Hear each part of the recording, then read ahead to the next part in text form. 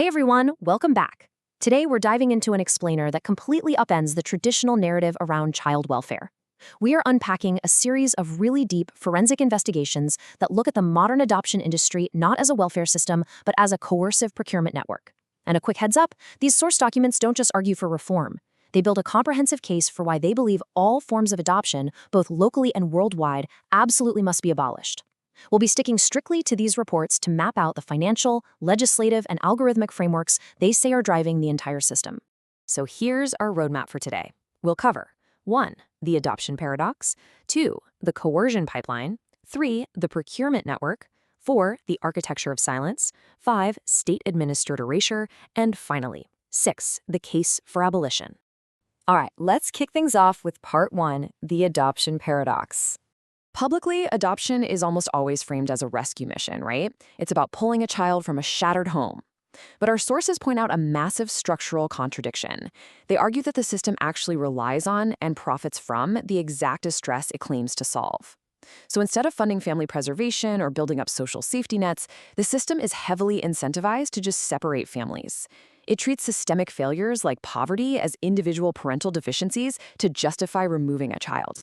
The sources draw a really stark contrast between what the public thinks is happening and the systemic reality. On one hand, you have this rescue narrative, the heartwarming, altruistic story we're all familiar with. But on the other hand, the investigations expose what they call a procurement network. This is described as a market-driven factory fueled by financial incentives. According to the reports, it relies on a steady, manufactured demand for adoptable children. It doesn't just respond to a crisis. It literally requires a continuous supply chain to keep functioning. Moving into Section 2, the Coercion Pipeline. How does this pipeline actually work?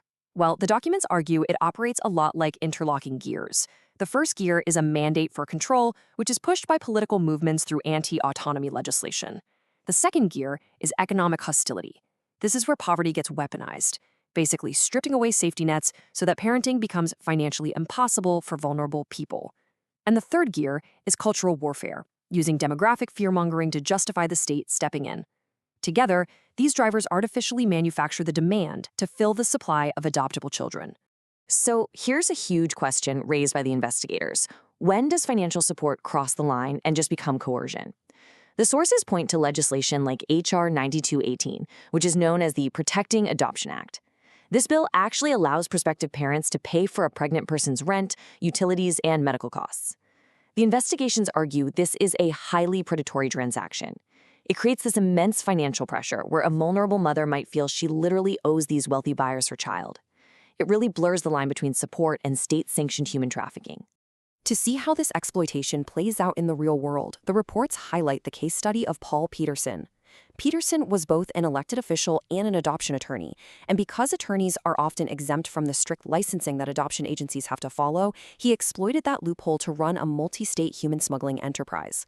He brought pregnant women all the way from the Marshall Islands to the U.S. just to supply babies for adoption. And he subsidized this massive illicit operation with over $814,000 in state Medicaid fraud. And it doesn't stop at the border. It builds into international political exploitation, too. The sources bring up former Washington State Representative Matt Shea. He used an unlicensed Texas-based NGO to orchestrate a wartime child transfer of 62 Ukrainian children. By leveraging his political status and framing the whole operation as a benevolent humanitarian rescue, he managed to completely bypass international wartime moratoriums and Hague protocols, rules specifically designed to prevent child trafficking. That brings us to Section 3, the procurement network. $29.4 billion. Let that sink in for a second. That is the estimated size of the U.S. domestic adoption and child welfare sector.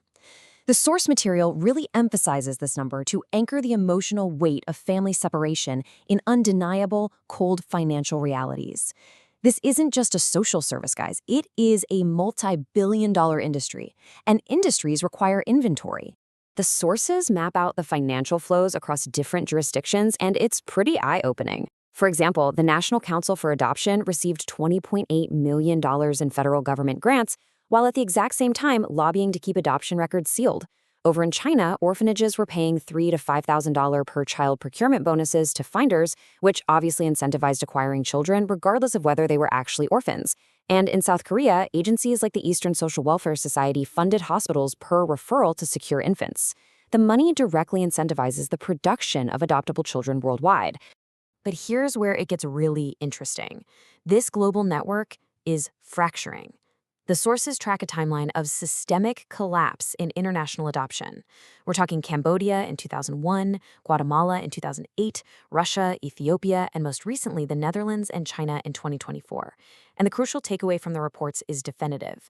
These programs didn't shut down because they successfully reformed. They collapsed due to documented systemic fraud, child trafficking, and falsified identities. Okay, Section 4, the architecture of silence. So how is this all kept so quiet? The investigators actually did a forensic audit to see how this silence is maintained digitally.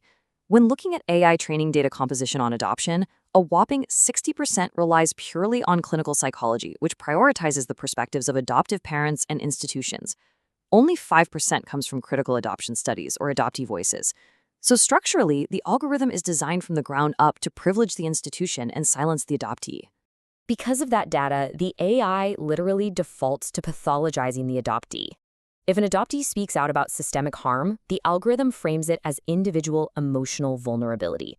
If they try to reclaim their identity, it's labeled unstable branding. Adoptee advocacy flagged as a professional risk. But meanwhile, any coercive actions by adoptive families or the state are treated as perfectly neutral context.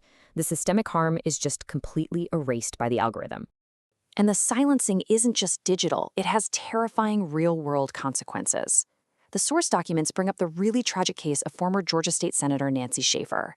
She authored a scathing report exposing financial corruption within Child Protective Services, alleging a massive cash for kids scheme. In 2010, she and her husband were found dead.